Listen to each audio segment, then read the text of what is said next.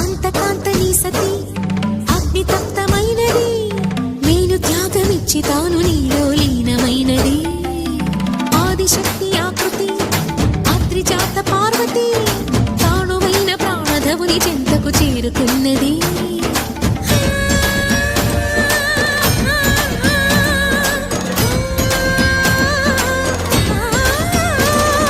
భవుని భువికి తరలించేలా, ధరణి దివిని తలపించేలా, రసతరంగిణి వేళ ఎదిని నృత్యరతులు చేయగలిగే వేళ.